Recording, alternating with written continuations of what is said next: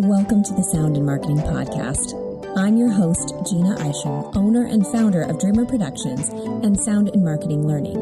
I create, consult, and educate brands and individuals on the power of sound in marketing. To learn more about sound and marketing, check out some great resources, take some courses, and join a cool community, go to soundinmarketing.com. If you're a brand that needs help navigating the sound space through research and or a consultancy, or you're looking to create sonic branding, go to dreamrproductions.com. That's DREAMR productions.com. And let's chat. Now onto the show. For this season, I wanted to focus on definitions because if you don't fully understand the industry, it's harder to navigate it and harder to ultimately succeed. And that's why every episode will start with what is. Ideally, you can scroll through the episode titles and decide what specific voice topic you want to focus on for the next 15 or 20 minutes. Today, we will be discussing how the value of sound in your marketing can be measured with a very special guest, Damian Scragg of Veritonic.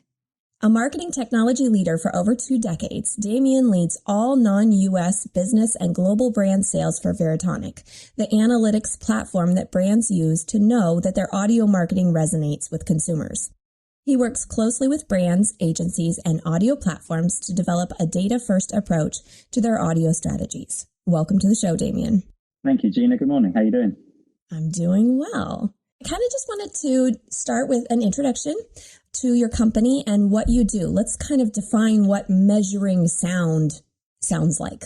Veritonic, we've built an audience, so an audio experience and effectiveness platform that, as you mentioned, helps brands know that their audio is going to resonate in the right way with their consumers. In effect, what we're trying to do is allowing them to know what's going to work first before they then go and spend money on it. You know, it sounds kind of logical, but all too often I think we see brands, everyone's still learning audio, right? It's still relatively new for most people. And I think a lot of brands are putting things into the market, realizing that things aren't working particularly well, and then retroactively, repairing it as sort of on the fly, if you like. And that's not particularly logical. You wouldn't do that in the visual branding space. You wouldn't do it in other forms of branding. And audio still seems to be the one where it's like, oh, that didn't quite work, let's fix it. And actually, you can now fix it before it needs fixing, if that makes sense. How do you go about doing this? Is this a focus group? Is this mechanically engineered analytics? How is it that you decide if something succeeds or it fails? Yeah, so good question. So we've been around for 6 years. So we've been doing this for quite a long time. And I suppose in audio terms, in the space we're now in, this audio technology terms, that's kind of a really long time now. And there are 2 components to it. There's an AI, a machine, what we call machine listening, a learning component, and then there's a human response component. And fundamentally, the AI piece is built off of all of the human responses we've collected on behalf of our clients over the last 6 years.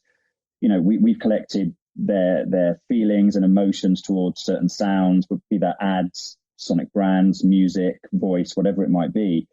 We've collected so much data across so many different touch points and types of assets over that time that we're now able to accurately predict how that is likely to impact on an emotional level with consumers.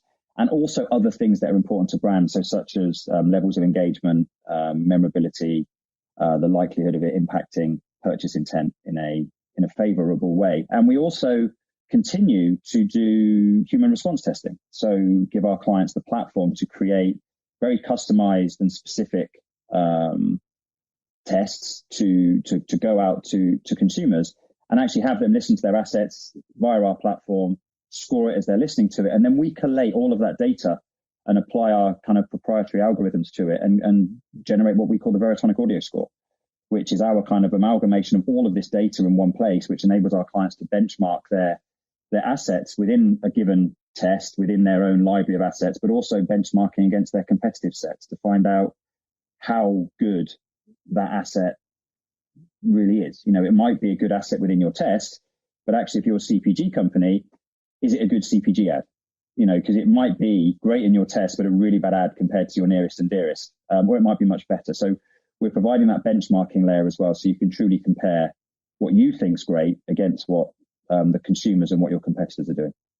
I think that's really key. Your audio benchmarks that you've been putting out, I think that those are really crucial for what you just said, for different industries to take a look at, because you may say, well, they're retail and I'm restaurant. Like, what is this? How do I compare what sound I would use to a completely different industry? So as this goes on and on, you'll have more information. And I think that I feel like that's what might hold a lot of companies back from investing in something like this, is just, well, where's the data, So it's very helpful. Yeah, and I think it will. Look, I mean, audio, as you know better than anyone. I mean, audio is so subjective, right? Whether it's a sonic logo or branding, or whether it's a piece of music, everyone's got their favorite. You might have an Iron Maiden fan and a Taylor Swift fan in the same room. You can't convince either of them that their band or their singer is better than the other one, and neither of them are wrong. They're both right. If you like heavy metal and rock, Iron Maiden's a great band. If you like pop music and that kind of thing, Taylor Swift's a great artist. And that's the beauty of audio, but it's the challenge that brands face. And I think so often the decisions that are made around audio are made by, it's almost like a self-fulfilling prophecy. If you have a group of people from marketing from the same company, maybe with a couple of their agency people in there as well, and they're kind of talking about, oh, should we run this ad, or should we use this Beyonce track versus this Taylor Swift track, or whatever it might be, you get that whole human element in there, which is good because they have experience of their brand. But the problem is people often can't, you can't see beyond their own subjectivity and their gut feel. And ultimately it comes back to the loudest voice in the room, which could or most likely be the CMO, who says, well, I'm making the decision. We're going to go with this track, this ad, this, whatever it might be. And the problem with that is there's no data overlaid on it. And the data that Veritonic would provide is that it's just a layer on top. We're not saying remove your expertise. The branding experts and the music experts, just like you, understand music and sound and how it resonates with people. And we're not trying to take away from that and say, we never say this is bad. This is a bad piece of music or bad creative.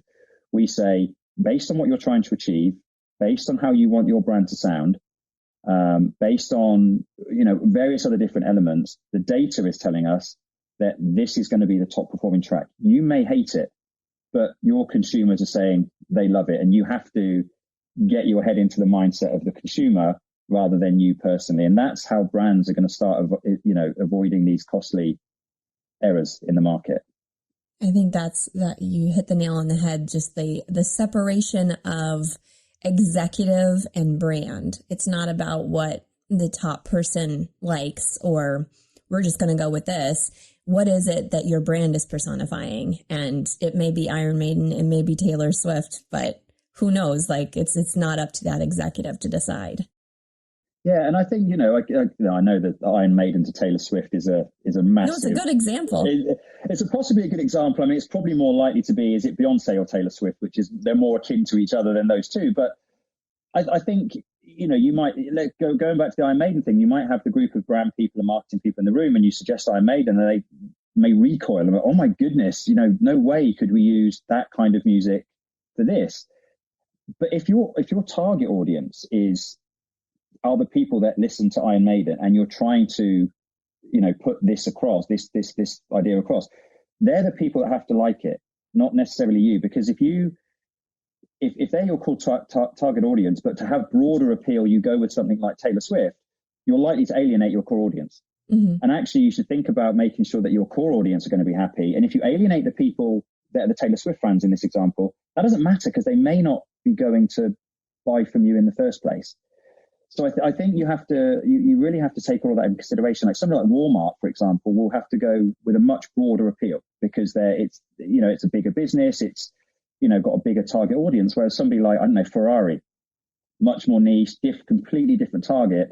They have to treat their customers' ears and eyes and everything else very, very differently. So going down just this broad appeal of likability doesn't make sense because you can't appeal to everyone, and very few brands appeal to everybody. Whether you're Apple or Nike or just looking around the room here at different brands, Lego, I mean, it doesn't matter who you are. You have different appeal, different target audience, different brand personality, and you really have to take that stuff in. And if you don't understand your brand, you end up coming up with music and sound which doesn't match the rest of your visual identity, and you have this massive clash, which is, look, it can cost a huge amount of money. And look, great companies fail all the time, and it doesn't take much. So you need to be giving as much thought these days to how you sound as you do to how you physically look. Yeah, I think you also touched on something about it's not necessarily choosing the popular song because that audience may not even be looking for you, but it just made me think about how marketing and advertising was even like before internet and stuff. It was this mass marketing. You were hitting up a lot of people, just like flooding them with information, and it was not necessarily your audience, but it was just like this.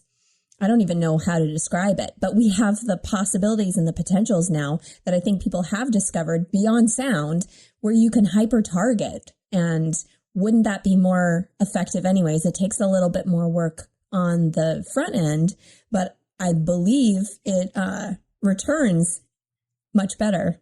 Hyper targeting is, if you can get it right, it's great. And I think you're right. In the past, you kind of would advertise in the middle of the TV program or the radio show that had roughly the kind of people. It might be later in the day, it might be early in the day, but roughly the group of people. But it's like, you wouldn't put a Ferrari poster up in the middle of Times Square because that wouldn't make sense. Again, using that extreme example, and so no, hyper targeting and micro targeting is key, and there is the ability now with technology that you can pick out your niche audiences. You can pick out specific people based on what they're listening to, where they're listening to it, even what's the weather doing in that location at the time. That ad might sound somewhat different to somebody in another part of the same country where it's sunny. So those applications are great, and the technology is there, and obviously it's evolving all of the time. But even still, when you think about sound and audio branding, the same theme has to still flow through. This is the thing. It's still, you still, correct me if I'm wrong, but you still wouldn't have, well, we can use Iron Maiden here and Taylor Swift here. You still need something along the same kind of theme. It may be just slightly subtly different. You think about some of the big audio branding that's been happening, somebody like MasterCard, they have so many different variations. They've got all the whole audio branding spectrum, even like a music single that was in the music charts. But even their logo itself has got instrumentation for different parts of the world, or during different religious festivals, or at different times of the year, whatever it might be.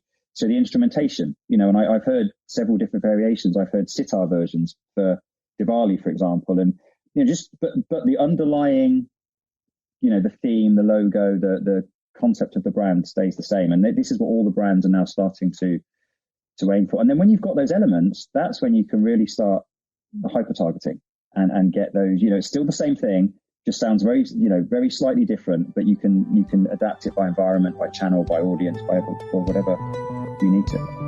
Tune in next week for the conclusion to our conversation. And don't forget to subscribe on all the major podcast channels, share with friends, follow, and rate it. Spread the word because, well, more people should know about this stuff. I know you know that now. For any other inquiries, you can find me at Dreamr Productions. That's DREAMR Productions.com or soundandmarketing.com, LinkedIn, Twitter, and Facebook. You can also email me at Jeanna, JEANNA, at DreamrProductions.com. All links will be provided in the show notes. Let's make this world of sound more intriguing, more unique, and more on brand.